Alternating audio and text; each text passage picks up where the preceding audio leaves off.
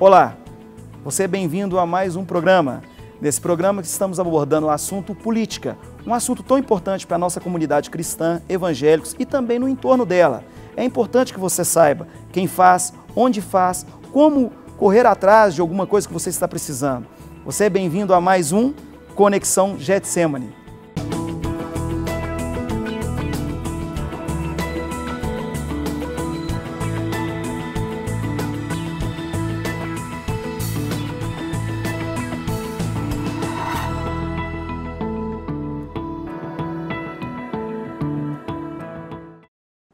Hoje contamos com a ilustre presença de nossa amiga, pastora, psicóloga e coordenadora de gerência de educação para o trânsito, Roseli Fantoni. Seja bem-vinda, Roseli. É um prazer estar aqui com a família Getsemane, é muito bom, principalmente nesse projeto que é extremamente importante para toda a sociedade. Que bom que você veio, viu? Ela é muito inteligente, eu fico até meio constrangido em estar entrevistando uma pessoa assim. E humilde. Inteligente e humilde. Professora, nós estamos abordando nesse programa o assunto política. Por que nós te chamamos, te convidamos para estar participando? Porque nós sabemos que você tem uma atuação relacionada ao trânsito de Belo Horizonte e que você está em um órgão público que coordena muita coisa que muita gente da própria igreja não sabe. Então, a gente vai estar te fazendo algumas perguntas para você estar desenvolvendo esse assunto no nosso meio. E para algumas pessoas que às vezes estão assistindo nosso programa aí, que estão assistindo nosso programa, saibam que tem informação perto da gente, né? Que basta que a gente procure e conheça as pessoas certas. Roseli Fantoni, qual que é a sua função? Você faz parte do DR, né? Departamento de Estradas e Rodagem. Qual que é a sua função no DR? Bom, no momento eu coordeno a gerência de educação para o trânsito. É um trabalho responsável por desenvolver projetos e programas na área de segurança e educação para o trânsito em todo o estado de Minas Gerais. Então, isso contempla capacitação, treinamento de professores, trabalho com as universidades, pesquisa, trabalho junto a comunidades, onde nós vamos implantar algum equipamento de segurança. Então, nós temos um trabalho para orientar aquela comunidade como receber aquele equipamento, quando nós vamos asfaltar uma via, né? Então é importante preparar aquela sociedade para que ela possa saber quais são os benefícios e também quais são os cuidados que ela tem que ter a partir do momento que nós temos uma estrada pavimentada. Então são uma série de ações voltadas basicamente para a sociedade, não importa a idade. Nós fazemos trabalho da criança até os idosos, com comunidades, com empresas, enfim. É um leque muito grande de ações que contempla todo o estado de Minas Gerais. E além de ter, eu nem sabia, até a pavimentação é estudado pelo DR antes de ser feita, todo o impacto ambiental que ele vai causar. Sim, sim. Às vezes a gente vê a estrada pronta e pensa assim, foi legal, a gente pensou, colocou a estrada aqui, pavimentou. Tava precisando. Não, tem um estudo do solo, que tipo de pavimentação, por causa do relevo, por causa do clima, né?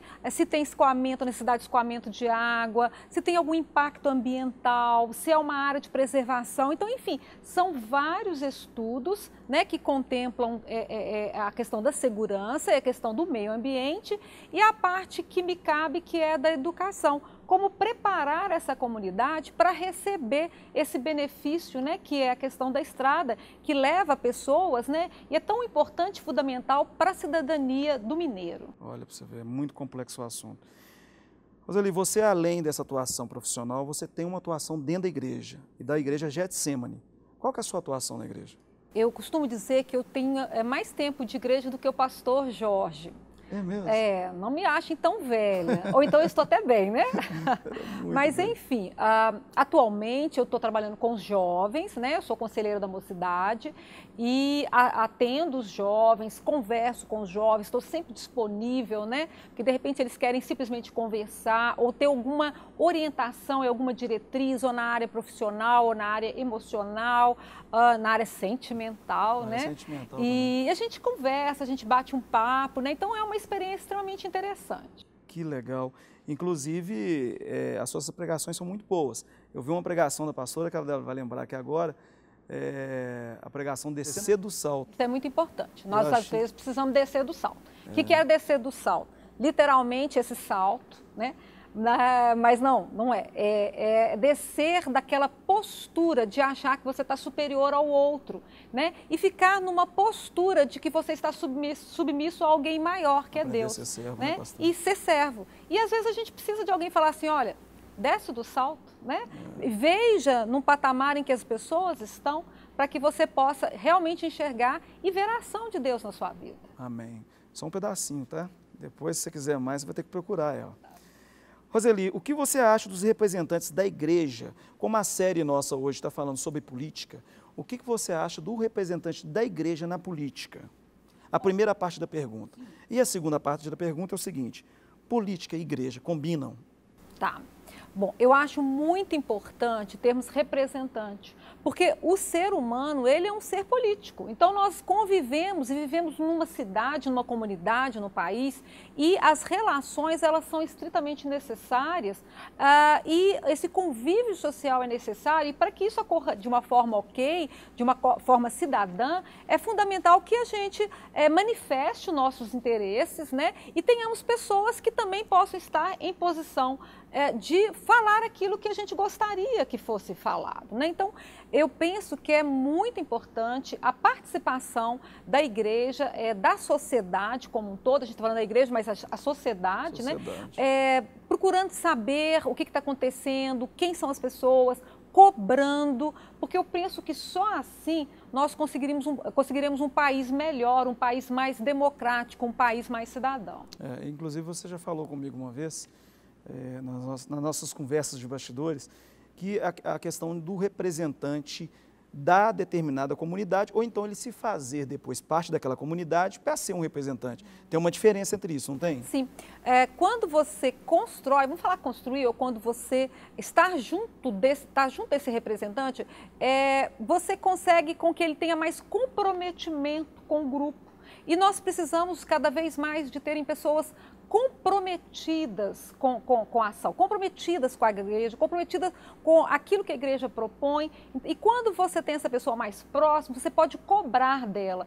Às vezes, no meio político, a gente passa as eleições, a gente pergunta assim, você lembra quem você votou? E as pessoas falam assim, não lembro mais. Porque é uma coisa automática. E quando você tem uma pessoa próxima de você, você não só lembra, como você cobra dela. Olha, você falou isso, você prometeu isso, na sua plataforma constava isso, isso e isso. Exatamente. Isso é importante, porque aí ele também, eu acho que ele também se sente cobrado e se sente, eu não sei se a palavra melhor é controlado, mas ele fica dentro daquilo que ele se propõe e da plataforma que ele lançou. E na plataforma pela qual eu votei ou as outras pessoas votaram. Mesmo porque ele conhece as necessidades daquela comunidade, né? Sim, ele conhece e será cobrado. E será cobrado. Isso é mais importante, será cobrado, será fiscalizado. E a gente cada vez mais precisa de fiscalizar, né? Porque são os nossos representantes. Interessante. E eu fico impressionado, é o seguinte, que muitas vezes também o próprio representante, que se diz representante, depois ele se desliga daqueles que o elegeram. O brasileiro tem uma mania de esquecer em quem ele votou. Você acabou de falar.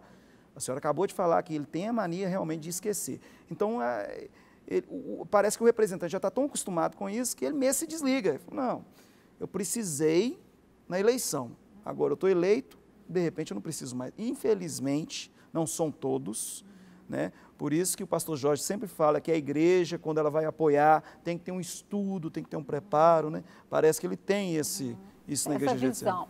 E eu acho bacana, porque eu acho que todo isso é um processo de educação. Então, quando a gente começa a colocar... A igreja é uma escola. Pelo menos para mim ela foi uma escola. Ela me ensinou muita coisa. E eu acho que ser um cidadão político, né, e reivindicar é uma questão de educação, de formação, de preparo.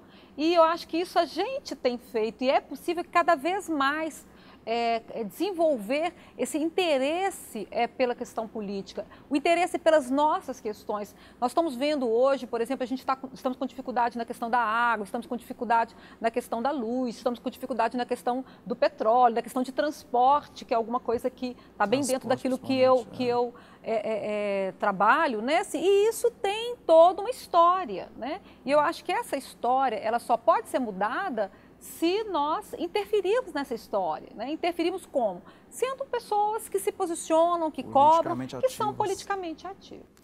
Aí, está muito gostosa a conversa, nós vamos ter mais um bloco.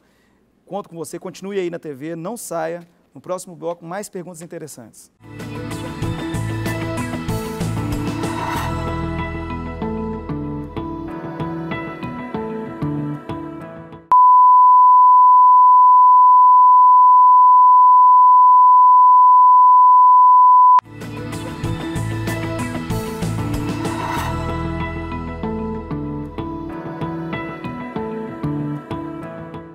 Olá, você está no segundo bloco do Conexão Getsemane. Hoje nós temos o prazer de estar com a presença ilustre da minha amiga, pastora, psicóloga, Roseli Fantoni.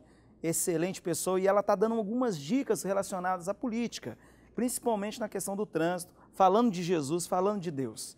Vamos lá, pastora. No bloco anterior nós falamos a respeito do cidadão se conectar com aquilo que ele colocou como proposta política.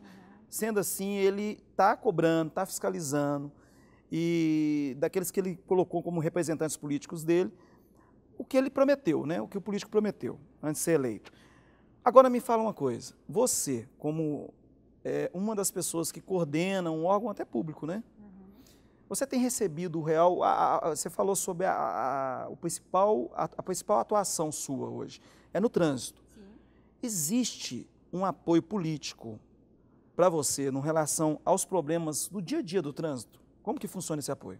Olha, é interessante e eu queria até abrir um pouco mais, porque nós estamos vivenciando, e poucas pessoas sabem, a década de ação pela segurança no trânsito, que é um movimento internacional que começou com o apoio da ONU e da Organização Mundial de Saúde.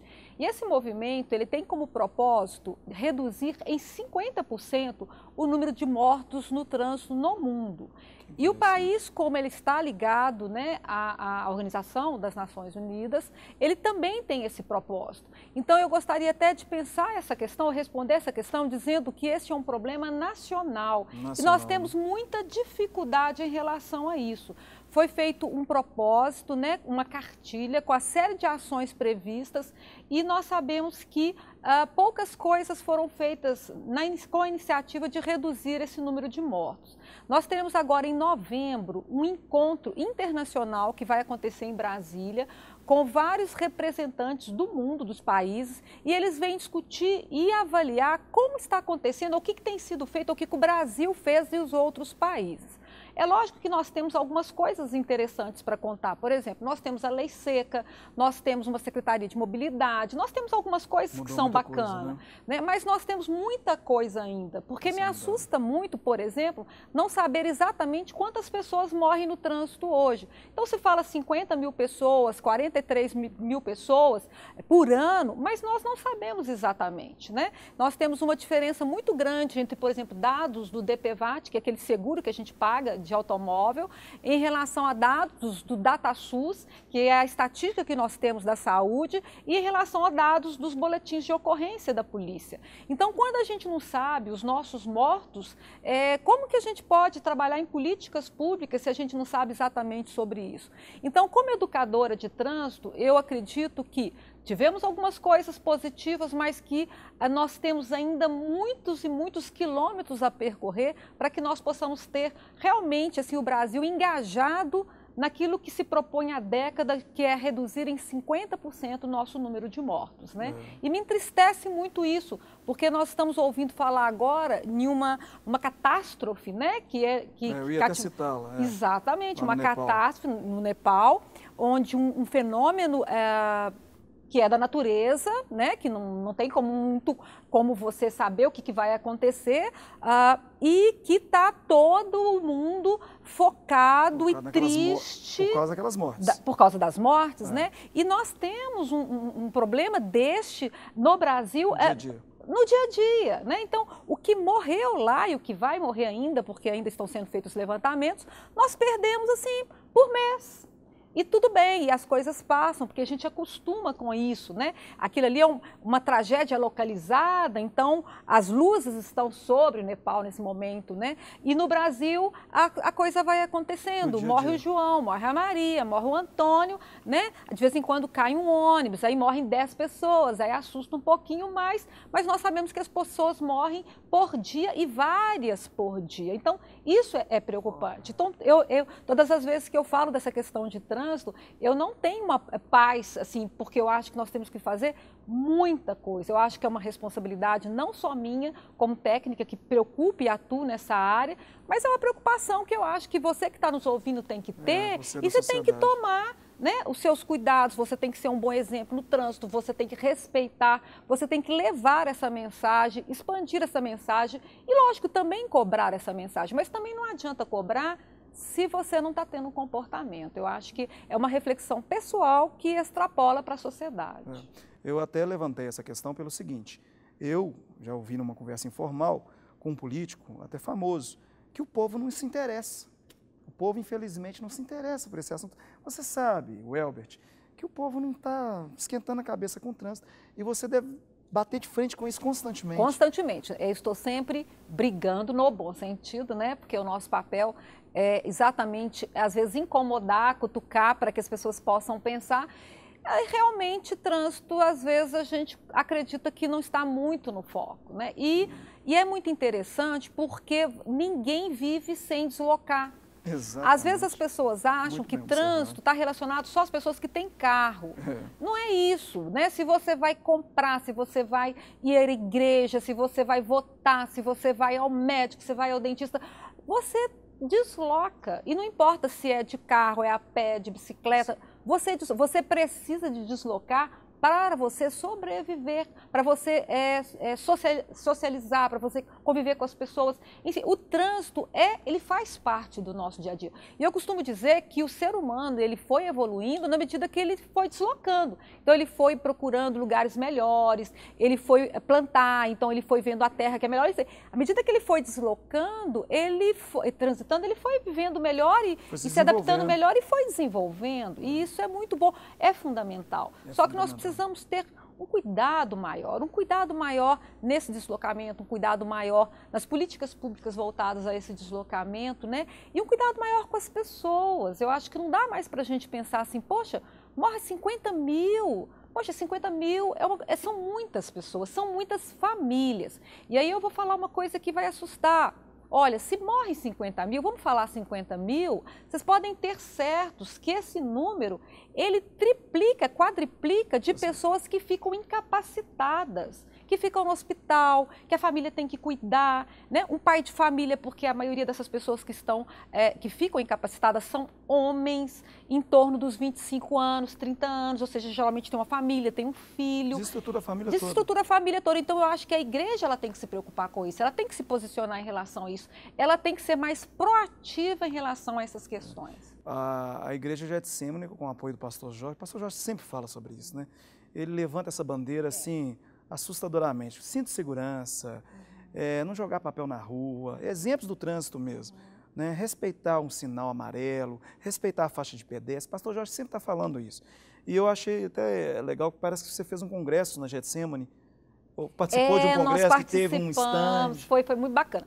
Nesse ponto, olha, o pastor Jorge, ele é um super parceiro, né?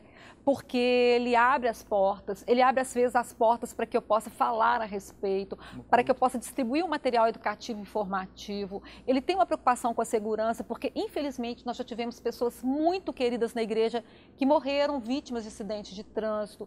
Então, isso é muito bom. Né? Porque isso demonstra que a nossa igreja está conectada, né? O programa chama Conexão, né? Ela está conectada com questões do mundo, né? E isso é importante, é fundamental, porque a igreja ela está no mundo exatamente para alterar, para fazer diferença, para mudar e para mudar para melhor. Então isso é bem legal. Então nós tivemos sim, nós participamos com o stand, o DR esteve aqui, nós tivemos a oportunidade de orientar 100 líderes que vieram de fora de Minas. Então, nós tínhamos pessoas de São Paulo, Rio, 100 líderes nós pegamos 100 líderes, vão influenciar de alguma forma entregamos um liderados. kit de material e orientamos esses 100 líderes e pedimos para que eles pudessem falar sobre essa questão, discutir sobre essa questão, levar essa mensagem para as igrejas. E eram jovens, porque era um congresso voltado ao jovem, então a gente achou super bacana. Eu acho que essa forma de disseminar, né, ideias, de discutir questões da política, né? Exatamente, né? Da política é fundamental. É fundamental. E eu parabenizo a igreja por isso. A nossa igreja ela tem essas particularidades de estar sempre criando assuntos novos, programas novos, ideias novas para divulgar, para ajudar você a não ser aquele, como o pastor Jorge gosta muito de falar, você tem que ser inteligente, você é evangélico, você tem que ser inteligente, atuante, sabendo o que está acontecendo em volta de você. Infelizmente chegamos mais ao fim de mais um bloco do programa Conexão. Temos mais um bloco, mais perguntas interessantes. Continue aí, não mude de canal não.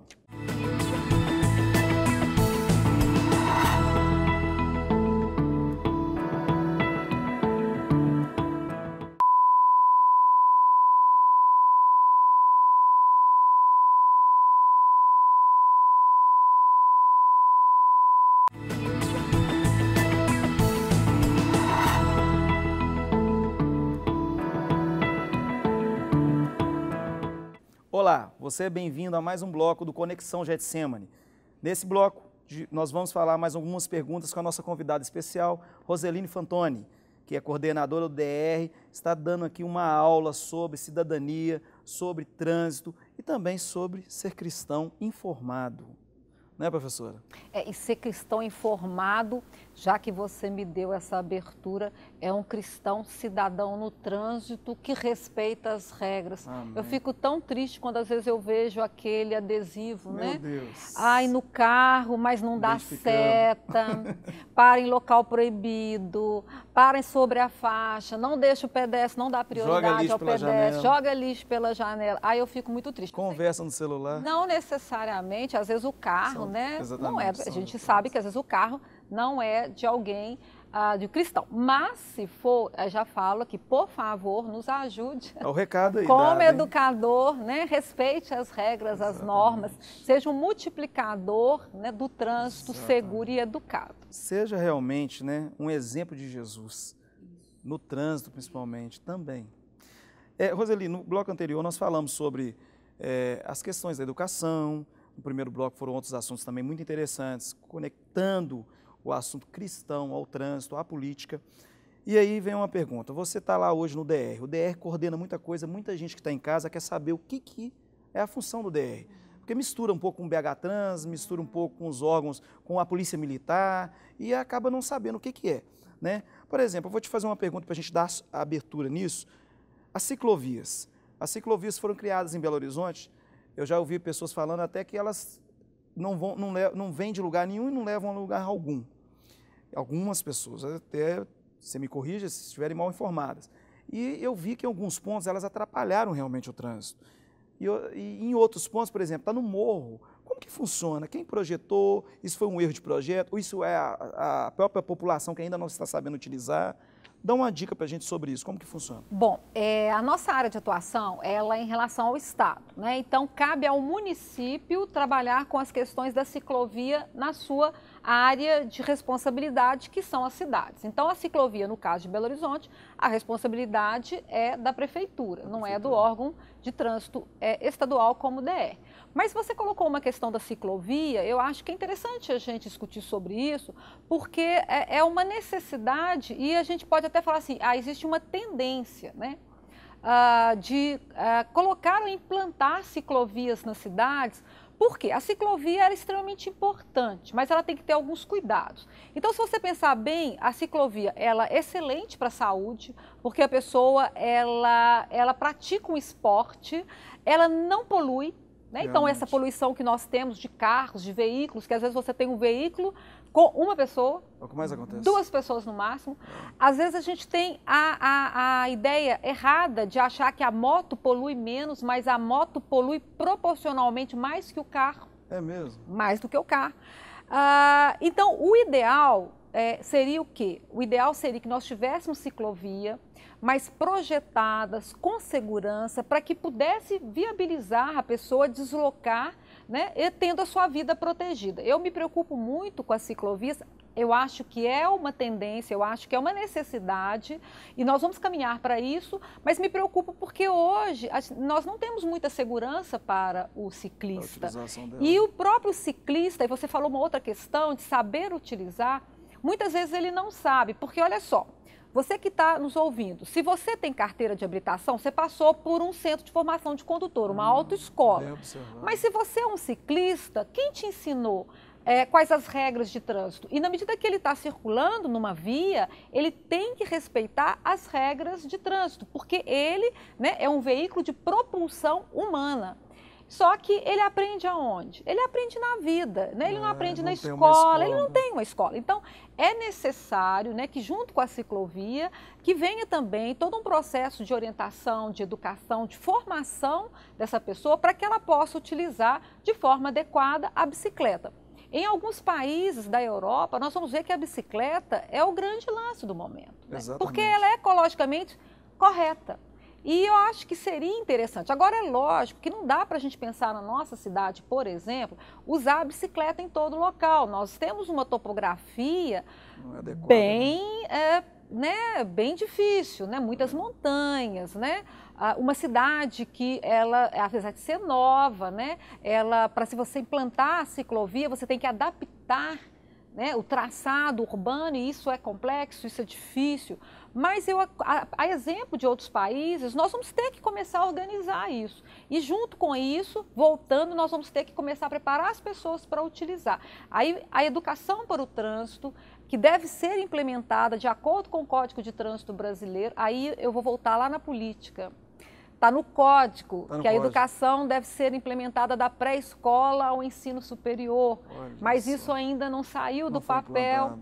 Não saiu do papel, então precisamos colocar isso em prática, né? Então é um bom momento para a gente poder discutir nisso. Isso, né? Exatamente. Para que a gente possa ter pessoas mais qualificadas, aptas, né, a circular não só de bicicleta, mas como pedestre, como motorista, como motociclista.